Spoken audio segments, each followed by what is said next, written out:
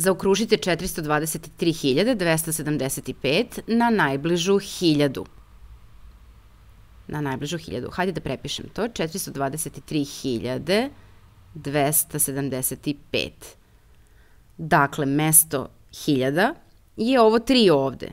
I tako da ako hoćemo da ga zaokružimo na veću najbližu 1000, mi bismo se popeli na 420.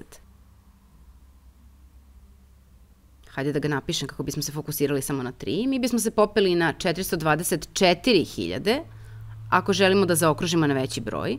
424.000.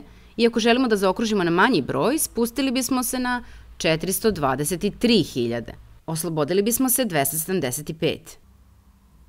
423.000. Dakle, ovo je naš izbor. Da zaokružimo na veći broj, 424.000, ili da zaokružimo na manji broj, 423.000.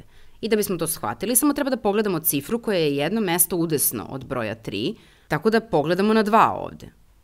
Ako je ta cifra 5 ili veća, zaokružujete na veći broj. Dakle, ova je 5. Dakle, ako je ovo veće ili jednako 5, 5 ili veće, zaokružujete na veći broj. Ako je manje od 5, zaokružujete na manji broj.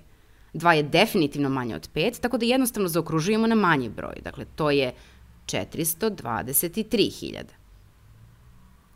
Sada, samo da biste vizualizovali šta znači najbliža 1000, kada bismo nacrtali brojevnu pravu, a vi ne morate ovo da radite, dobili smo odgovor. Ali samo da biste imali malo bolju vizualnu predstavu svega toga, kada bismo povećavali za po 1000, imali biste 422.000, 423.000, imate 424.000 i zatim možda ovde imate 425.000 i možete da nastavite. Sada, 423.275 će biti negde od prilike ovde. Dakle, kada zaokružujete na najbližu 1000, moramo da biramo između ovoga i ovoga i vidite da je to mnogo bliže 423.000 nego 424.000, dakle zaokružit ćemo ga ovde. Ali upravo smo iskoristili pravila koje smo sada smislili i zaokružili smo na manji broj, 423.000.